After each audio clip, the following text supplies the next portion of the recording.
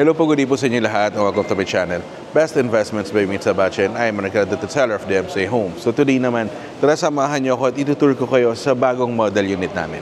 Okay po?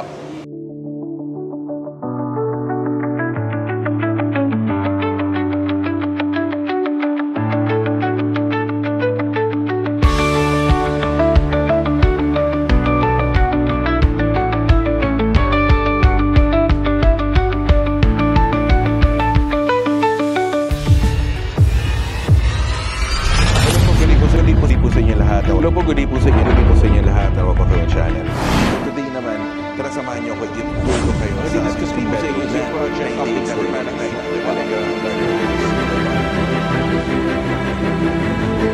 Best Investments by Mitch Sabache, and I am an accredited seller of DMCA Home.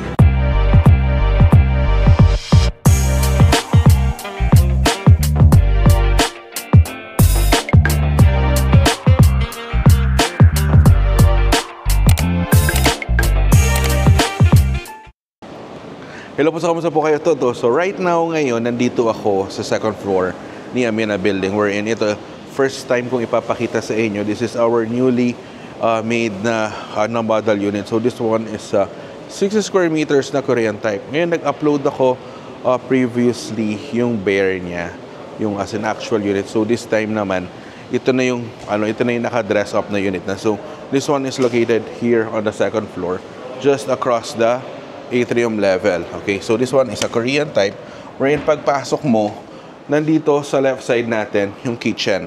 So ito, naka-interior na siya. So napakaganda ng pagka-interior nila dito.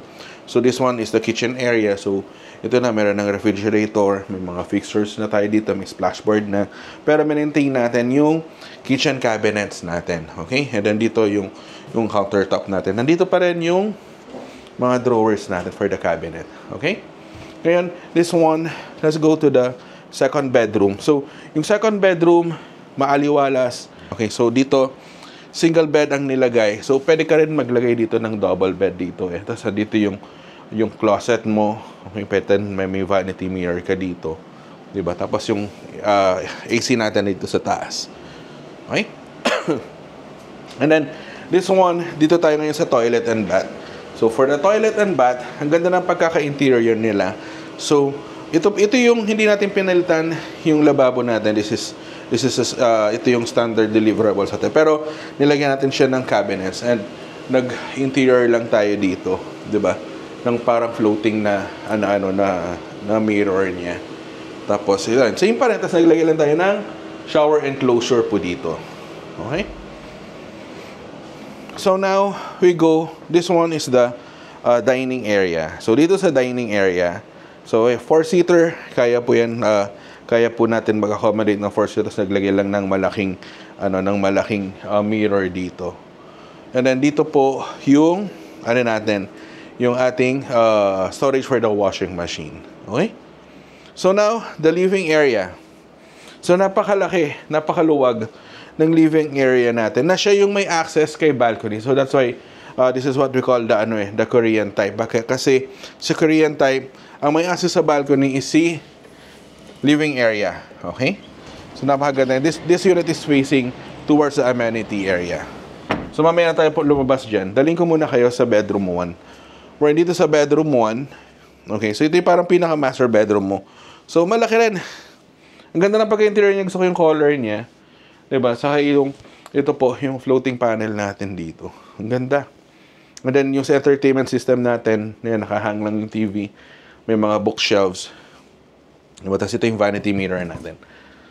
Okay? So, ngayon, labas tayo ngayon dito sa balcony area natin. So, dito sa balcony area, so this unit is facing towards the amenity level. Okay? So, I believe merong pang mga available na ganitong unit size natin, ganitong unit layout kay Amina Building. So, if you want to know more about this project, nandiyan yung numbers ko, naka-flash sa screen nyo, may contact kami anytime. Through Viber, through WeChat, through Facebook Messenger, through WhatsApp. Pwede tayo mag-schedule ng online presentation via Zoom. So, pwede tayo mag-schedule ng actual site viewing. So, pwede ko kayong dalhin dito para mapakita sa inyo yung napakagandang project natin na si Allegra Garden Place. Okay po?